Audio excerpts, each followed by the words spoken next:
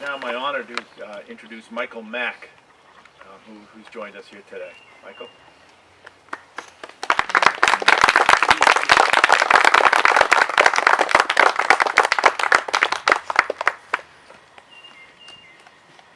Thank you, George. Thank you, Glenn, for being the visionary behind this project. And thanks to all of you here today for being the testimony to the long way that we've come. When my mom first entered the state hospital system in the 1960s, I don't think that anybody could have conceived that we would be doing what we're doing today. So, not that we don't have some distance to go, but we have come a long way. My mom was first diagnosed with schizophrenia when I was 5 years old, and my dad very quickly went broke paying for her care through private means. And so the state hospital system was really the only one that was available to us. And my mom lived a life that was very typical of someone with a major mental illness in the 60s, the 70s, and the 80s. She was in and out of state hospitals and halfway houses and group homes, living on the streets, in and out of jails. But that began to change in the late 1980s when, through the efforts of her social workers and a couple of really outstanding group homes, that she found her way to recovery. And it was at the second of these group homes, in 2002, in the last year of her life, when she was 73 years old, she told me something she'd never told me before, and it completely reshaped the way that I thought about her life and about her struggle. And so I'm going to share with you a poem about that moment.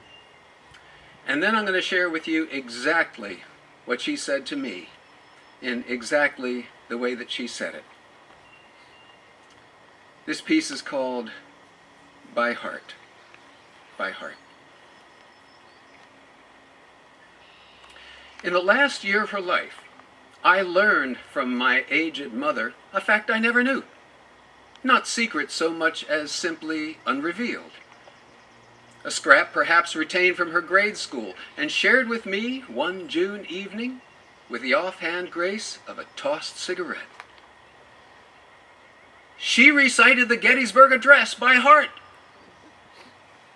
Now this for some might not amaze, but for me, who as a child saw my mother's mind stormed by the devil engine of psychosis, I who witnessed her ricochet in and out of mental hospitals, electroshock, a galaxy of medications that left her ragged and mute.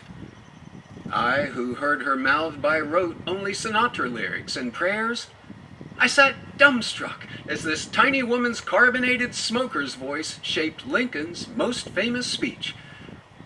She sat bent in a deck chair on the front porch of her group home and recited suddenly, no preamble, no pause, as if she had practiced all her life. Perhaps she had, born 40 miles from Gettysburg in Columbia, Pennsylvania, not 77 years ago, but at 73, close enough for me to imagine her life as a kind of great battlefield, schizophrenia, a great civil war, reminding me that the proposition that all men are created equal has not often included the desolate citizens of mental illness. Her delivery, incantatory, like a mantra muttered to herself through every decade prior, in state hospital wards, jail cells, courthouses, and halfway houses, or shouted at the White House when homeless on the streets of D.C. At the words, "From these honored dead we take increased devotion," I imagine the tens of thousands of mental patients before her who died, locked up, forgotten, nameless, and these words her call to the unfinished work of finding in their memory a purpose that these dead shall not have died in vain. She closed her textbook circuit of the Gettysburg Address with a drag on her cigarette. My mother, in that last year, became a celebrity in her group home. Asked to recite at the dinner table or for guests at parties, shyly she would comply. eyes cast down to a faraway point on the floor, her monotone relentless, but in its strict march to the end, more true, giving the last full measure of devotion in this portrait of her life's work, and finding, I prayed, in the spill of applause, a new birth of freedom. If the world will little note nor long remember this poem I share here, let's remember now my mother, on a porch one summer evening, the stem of a Pall Mall cigarette trembling in her fingers, as she recites for us, the living, the Gettysburg Address by heart.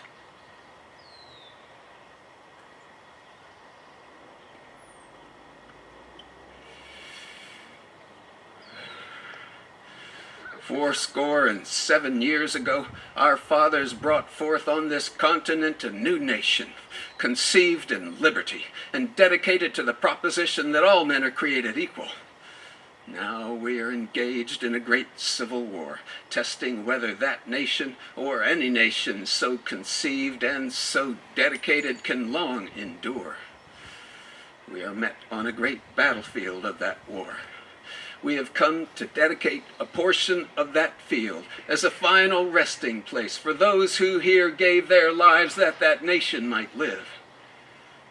It is altogether fitting and proper that we should do this.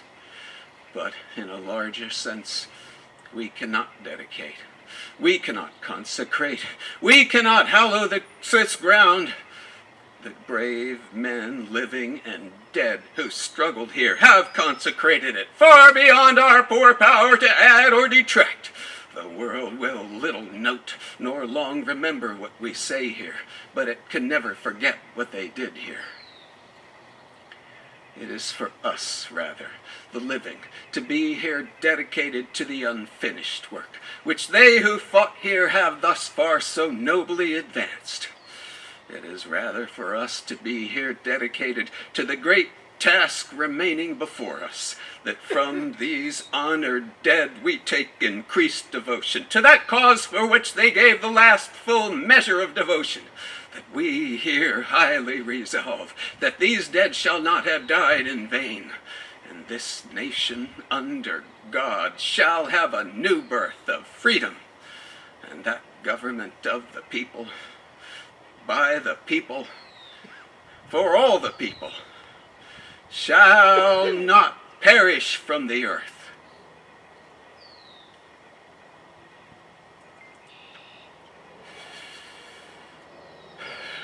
Amen.